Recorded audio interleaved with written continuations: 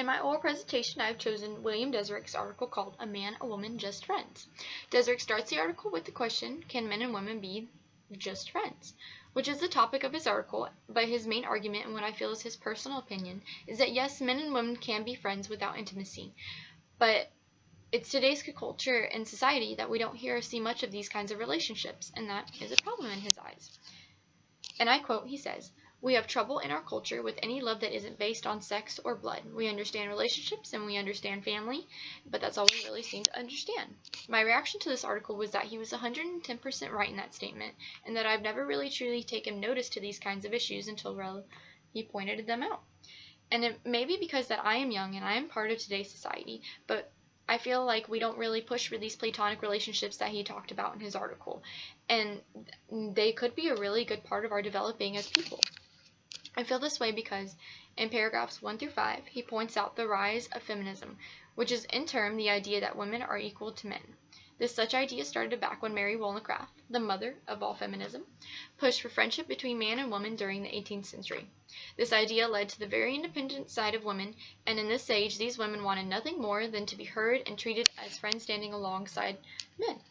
He then points out during the 19th century that boyfriend and girlfriend terms came about, making the idea that man and woman's relationship was now sexually alongside being friends. And there is nothing wrong with that, but it's just showing you the growth between how we were once independent and now we're trying to be friends and then something more than that.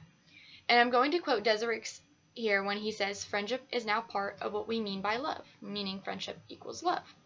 Further into his article, he talks about how men and women started to coexist inside school, workplace, online, and then I quote, he asks, "So, if it's common now for men and women to be friends, why do we rarely see it in popular culture?" And that's kind of when, like, my brain had a little light bulb go off, and I realized he's made some really enlightening points there. And when you think about it, every movie and TV show and even books, Twilight, The Notebook, we kind of expect relationships between the men and the women to hit it off, usually intimately, even sexually. Sometimes, and especially online, I really constantly see talk and a lot of pictures about relationships, but never do I actually see friendships between opposite genders, which, when you think about it, may be the reason extreme feminism and feminists have blown up recently. Men and women sexualize relationships as if it's almost a second nature. We don't really value social contact anymore as a society, and I feel like now it could make a really big difference if we did. Now I kind of point out how almost ironic it is that we expect men and women to coexist equally and in an almost bonding manner, but then sexualize any two opposite sex interactions. So can men and women be just friends? I agree with Deresiewicz that yes, we can. It's just not popular to see it, and that we should try and change that about today's society.